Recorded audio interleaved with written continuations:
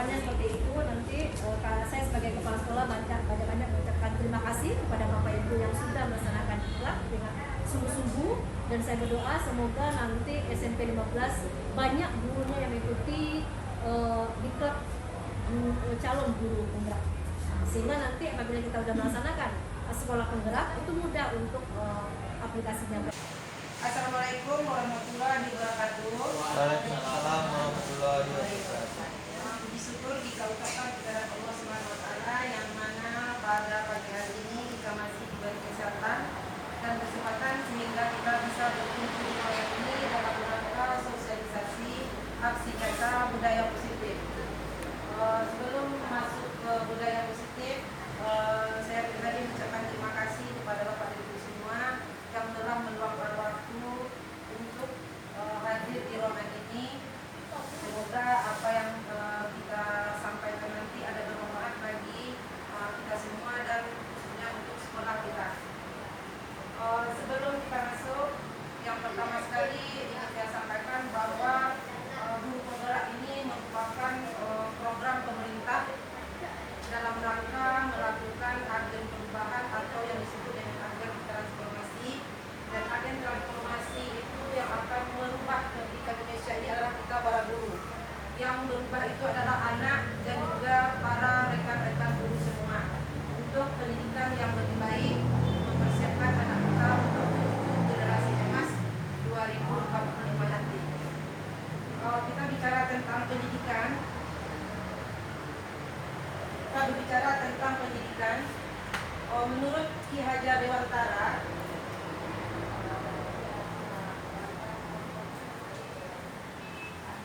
pemikiran Ki Hajar Dewantara bahwa tujuan pendidikan menanamkan segala kodrat yang ada pada anak-anak agar mereka dapat mencapai keselamatan dan kebahagiaan setinggi-tingginya, baik sebagai manusia maupun sebagai anggota masyarakat. Di sini intinya adalah guru bukan menuntut, tetapi guru di sini adalah menuntut. Maksudnya di sini guru menuntut kita dalam mengajar kepada anak didik kita di kelas, kita itu harus mendekati anak dengan penuh kasih sayang. Bukan berarti kita hanya menuntut pembelajaran seperti menuntut nilai, kemudian menuntut anak untuk menurut kajian antara kita mengajari anak itu pertama sekali kita harus tahu karakteristik dari anak kita. Jadi kita memberikan pembelajaran harus sesuai dengan minat dan bakatnya. Dan dengan demikian anak akan merasa aman dan nyaman di saat kita memberikan pembelajaran. Bukan sebaliknya. Kalau kita mengedepankan ego kita hanya menuntut anak untuk mendapatkan nilai tertinggi, anak akan merasa ketakutan. Bukannya anak malah bertambah termotivasi untuk belajar, justru malah dia akan merasa malas dan bahkan tidak mau masuk di saat kita mengajar di kelas.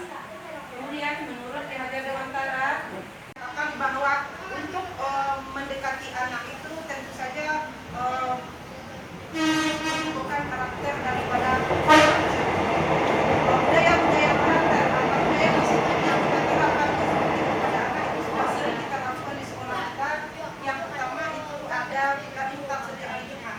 Infak itu merupakan salah satu disiplin positif tentang profil belajar Pancasila, di mana profil Pancasila itu ada 6. Yang pertama adalah beriman dan bertakwa terhadap Tuhan Yang Maha Esa dan berakhlak mulia. Di sini seperti yang saya sampaikan tadi, contoh budaya positif yang kita terapkan adalah infak atau iman dan takwa dengan adanya Jumat berkah. Kemudian yang kedua, kita menuntut anak untuk sholat berjamaah. Kemudian juga membiasakan anak di dalam kelas untuk mengucapkan salam saat mulai pembelajaran dan mengucapkan salam di saat pembelajaran berakhir. Kemudian ada profil Pancasila menurut Ki Hajar Dewantara itu mengenai yang kedua, yaitu berbinekaan global. Berbinekaan global itu adalah kita tahu bahwa anak-anak kita memiliki karakteristik yang berbeda-beda. Kemudian negara kita juga terdiri dari berbagai suku, agama, dan budaya yang berbeda-beda. Sehingga kita kepada anak memberitahukan bahwa adanya toleransi antar agama, kemudian menghormati budaya-budaya atau suku yang berbeda dengan kita. Sehingga nanti anak paham bahwa yang beragam atau di dalam sekolah yang beragam itu tetap kita satu, yang kita kenal dengan Bhinneka Tunggal Ika, walaupun berbeda kita tetap satu. Kemudian profil pelajar Pancasila menurut Ki Hajar Dewantara yang ketiga yaitu gotong royong atau dengan anak, tetapi guru dengan anak, guru sesama guru, semua warga sekolah harus bekerja sama untuk memajukan kritis. Berdasar kritis di sini adalah berdasar kritis menurut Ki Hajar Dewantara itu adalah anak-anak kita memiliki rasa ingin tahu yang tinggi, di mana mereka di dalam pembelajaran akan aktif, dia rajin bertanya, kemudian dia akan bisa kita memberi pertanyaan, dia mau menjawab atau berani mengeluarkan pendapat. Di saat itulah kita melihat bahwa anak itu memiliki nalar yang kritis. Kemudian menurut Ki Hajar Dewantara ini juga yang berikutnya siswa itu harus kreatif dan inovatif. Anak-anak yang inovatif dan kreatif itu biasanya anak-anak yang aktif di organisasi. Kadang-kala dia di pembelajaran kognitif dia agak rendah, tetapi dia aktif atau kreatif, dia aktif di OSIS mungkin, kemudian di eskul, kemudian bisa saja di pramuka. Jadi anak memang memiliki kemampuan yang berbeda-beda. Ada yang kognitifnya tinggi, tetapi dia kurang kreatif. Tetapi ada anak yang sangat kreatif, tapi di kognitifnya dia lemah. Jadi sepertilah anak kita. Kemudian yang terakhir anak adalah mandiri. Jadi 6 ya, 6 mandiri. Mandiri artinya sini anak itu bukan tidak tergantung kepada guru saja. Di saat guru tidak masuk, dia akan mengatakan, "Hore, saya tidak belajar." Padahal dia rugi sendiri karena jamnya terlewat, ilmunya tidak dapat. Sebenarnya dia masih bisa belajar di kelas, dia punya literasi LKS, dia mempunyai buku. Sebenarnya anak-anak itu bisa belajar mandiri, tetapi karena kebiasaan dia tidak mandiri sehingga dia tergantung pada guru. Jadi guru hanya salah satu sumber belajar, bukan satu-satunya. Masih banyak yang lain yang bisa dilakukan anak. Kemudian menurut Ki Hajar Dewantara ini, untuk menciptakan atau mendapatkan profil pelajar Pancasila itu seorang guru harus mengerti dengan nilai dan perannya.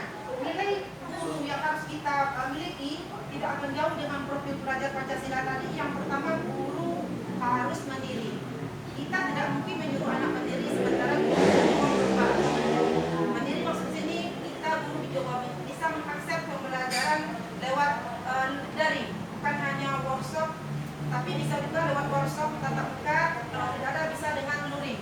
Kemudian nilai guru yang kedua adalah reflektif. Reflektif ini artinya seorang guru perubahan, bukan karena disuruh ke sekolah, bukan dikarenakan oleh orang lain, tetapi betul-betul guru itu ingin merubah diri dan merubah siswa atau murid kita ke arah yang lebih baik atas keinginan sendiri. Kemudian nilai yang ketiga adalah kolaborasi tadi. Jadi seorang guru harus berkolaborasi dengan sesama guru, berkolaborasi dengan kepala sekolah, dan semua warga sekolah harus bekerja sama di dalam menciptakan budaya positif. Kemudian nilai guru yang berikutnya ada yang dinamakan dengan berpusat pada murid. Ini yang penting. Berpusat kepada murid berarti kita mengajari murid sesuai dengan minat dan bakatnya, bukan sesuai dengan keinginan guru. Kita tidak bisa menyamakan anak dengan persepsi kita. Anak harus seperti ini, harus seperti saya, tidak bisa. Tapi harus sesuai dengan minat dan bakatnya. Kemudian kita masuk peran guru. Peran guru di sini juga bukan hanya sekedar mengajar anak, tetapi juga guru penggerak memiliki tanggung jawab untuk yang pertama menjadi pemimpin pembelajaran. Itu sudah biasa. Pemimpin pelajaran adalah manajer bagi anak. Kita di saat ada masalah, kita menjadi manajernya. Kita cari masalahnya apa, kita mencari penyebabnya apa. Setelah kita tahu penyebabnya apa, kita memberikan solusi ke anak.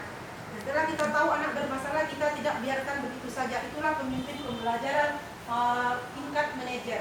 Kemudian peran guru penggerak yang kedua yaitu adalah menggerakkan komunitas praktisi. Seperti Bapak dan Ibu yang aktif di MBMP, apakah itu MBMP di sekolah atau MBMP yang pusat. Kemudian juga di organisasi di masyarakat juga kita harus aktif. Misalnya banyak di RT juga ada organisasi-organisasi yang bisa kita ikuti untuk menggerakkan komunitas dalam rangka menciptakan budaya positif di daerah kita masing-masing. Kemudian peran guru penggerak yang ketiga adalah mendorong Jadi guru penggerak memiliki suatu visi untuk menggabungkan atau berkolaborasi dengan guru lain, terutama ini contohnya kita di sini sosialisasi ini atas kerjasama. Kalau tidak ada kerjasama yang baik, tidak akan mungkin pelaksanaan dari sosialisasi ini bisa tercapai. Kemudian juga seorang guru penggerak itu harus menjadi coach atau pelatih bagi guru lain.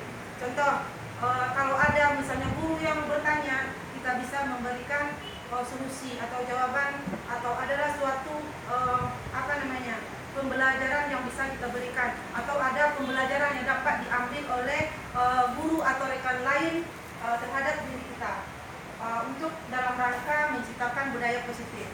Kemudian yang terakhir, mewujudkan kepemimpinan anak. Mewujudkan kepemimpinan anak itu positif. Budaya positif itu adalah berkaitan dengan visi sekolah. Untuk mewujudkan visi sekolah itu dalam menciptakan budaya positif, visi sekolah kita adalah beriman dan bertakwa, berprestasi serta mencintai lingkungan. Sementara kami dari guru penggerak juga memiliki suatu visi, yaitu yang pertama visinya beriman dan bertakwa, gotong royong, kreatif dan inovatif, dan berakhlak mulia. Jadi semua visi itu adalah untuk pembinaan karakter terhadap anak kita di dalam rangka menciptakan budaya positif di sekolah. Kemudian yang semua ini untuk mewujudkan semua budaya positif ini, maka kami di guru penggerak akan mengadakan yang namanya keyakinan kelas. Jadi setiap kelas kita buat keyakinan kelas. Yang keyakinan kelas itu adalah bersama dengan dulu namanya tata tertib kelas, atau yang disebut dengan peraturan kelas. Tetapi peraturan kelas itu biasanya sering dilanggar oleh anak, karena peraturan kelas itu dibuat oleh guru, sementara keyakinan kelas itu dibuat oleh anak itu sendiri. Jadi kita berikan anak kesempatan mengeluarkan pendapat apa yang mau dia buat. Jadi kita memberikan kebebasan kepada mereka untuk berpendapat. Kemudian pendapat mereka itulah yang kita jadikan fondasi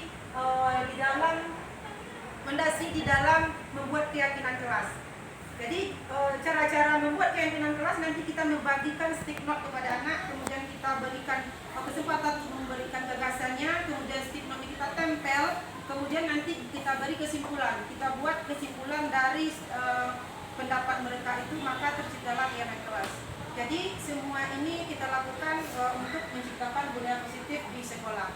Nah, terus yang terakhir nanti tujuannya di sini juga untuk mengatasi anak yang bermasalah. Karena dalam bermasalah anak itu ada tipe anak, ada 5 ya tipenya. Ada yang suka berkuasa, ada anak yang ingin mendapatkan kasih sayang. Kemudian juga ada anak yang yang sikapnya yang dia ingin mendapat perhatian dari gurunya, sehingga nanti mereka itu bisa menciptakan budaya positif di kelasnya masing-masing. Kemudian terakhir ada namanya untuk memecahkan masalah mereka itu, seorang guru itu akan mengadakan ada namanya tindakan restitusi. 3 tindakan restitusi itu adalah yang pertama kita mencari masalah anak, kemudian penyebabnya, kemudian apa tindakan yang kita harus untuk mendapatkan keyakinan dari anak supaya dia tidak berbuat kesalahan lagi di masa yang akan datang. Mungkin itu yang bisa saya sampaikan. Kalau ada pertanyaan kita adakan nanti seksi tanya jawab. Untuk saat ini saya cukupkan sampai di sini. Assalamualaikum warahmatullahi wabarakatuh. Tentu ada sanksinya, dalam artian kalau udah ada ada keyakinan kelas. Kalau yang seperti buku bilang tadi sebelumnya memang kita artinya di awal kita bertemu dengan dia, kita buat semacam kesepakatan, tidak boleh datang terlambat, tidak boleh begini, tidak boleh begitu, tetapi kuncinya sama-sama menyetujui. Ini dibikin ke keyakinan kelas. Tentu kalau sekian banyak anak tadi masing-masing ada 3, otomatis kan anak kita 32 tuh ada 32 helaian. Nanti di berarti diseleksi lagi dari 32 helaian tadi, kan masing-masing anak membuat minimal 3. Kadang-kadang kan ada anak satu anak lainnya kira-kira senada atau kira-kira hampir bersamaan, kalimatnya beda. Berarti kita seleksi lagi. Kemudian baru kita fokuskan apa yang pertama, yang kedua, yang ketiga, yang keempat. Di samping itu ya, kalau memang wali kelas yang menyepakati itu dengan anak, mungkin lebih baik juga ada kata ibu tadi diteli, kemudian berapa kali kamu terlambat, ada kata kuncinya, sekian kali terlambat, sekian kali tidak buat ini, ada sanksi yang harus mereka jalani sesuai dengan yang kira-kira pantas dan wajar. Kemudian yang kedua, saran seperti yang telah disampaikan oleh Ibu Dian tadi juga, secara alon-alon tapi pasti mudah-mudahan semua kita bisa dalam artian dapat aplikasinya atau bisa mengaplikasikan media pembelajaran melalui Canva itu di kelas-kelas kita. Kalau sekarang kita secara pribadi atau Uni secara pribadi memang sangat miskin sekali dalam hal menampilkan kegiatan pembelajaran dengan menggunakan infocus dan lain sebagainya. Ini masih difaktori oleh belakangan suasana kita kan nggak terlalu apa. Kita hanya daring dan daring, tak ada kesempatan untuk bertemu dan bertatap muka. Tapi mulai dari Januari ini ke atas tentu kita akan bertatap muka selalu bersama anak. Sangat-sangat bagus sekali rasanya. Nah, pembelajaran dengan media ini kita gunakan. Kalau bahasa lamanya kita kan dengan menggunakan PowerPoint ya. Ya sekarang udah lebih dipercanggih lagi. Mungkin udah ada istilahnya ada gambar-gambar pendukung. Ya, ada gambar-gambar pendukung yang membuat anak-anak merasa lebih tertarik. Kalau selama ini PowerPoint hanya berupa tulisan yang barangkali hanya tulisan yang kita besarkan atau rempahkan dan segala macam. Ini sangat suka sekali dan sangat tertarik. Tapi akankah kita bisa secara bersama untuk menggunakan itu? Mudah-mudahan saja ibu-ibu yang bertiga atau tepatnya adik-adik yang bertiga bisa menularkan kepada kami tanpa adanya keterpaksaan bagi kami, juga bagi ibu-ibu yang ingin menularkan. Dan insyaallah kami akan terima walaupun secara alon-alon nanti. Terima kasih. Mungkin sebagai penutup juga ya Ibu ya dari Ibu Rita, karena 1 jam sudah berlalu, sekarang udah masuk jam. Bisa tahu kemana arah tujuan. Tapi sebagai saya pribadi banyak kesulitan tentang melakukan apa yang ditampilkan adik-adik yang di depan. Saya berharap semoga nanti kalau misalnya saya minta tolong bikinkan yang ini, apakah adinda yang bertiga bersedia? Karena secara pribadi belum pandai. Nah, satu. Yang kedua, yang adinda terangkan itu yang memang sudah lama itu kan, sehingga hanya kalimat-kalimatnya itu istilah-istilahnya berbeda. Kalau kita yang tua-tua ini istilahnya dulu seperti ini. Yang saya kesulitan saja dulu melihat kondisi kita sekarang. Si Dian kemarin WA kakak kan, daftar tiket belum ada. Kenapa? Saya dulu sudah disuruh bilang sama anak tolong bikin daftar tiket. Kemudian sudah ada dibikin baru konsep. Kenyataan kelas 92 sama-sama kita ketahui ya. Saya sebagai wali kelas hanya fokus yang seperti si Ibu Pik dulu tadi bilang, datang aja ke sekolah dulu, dan alhamdulillah.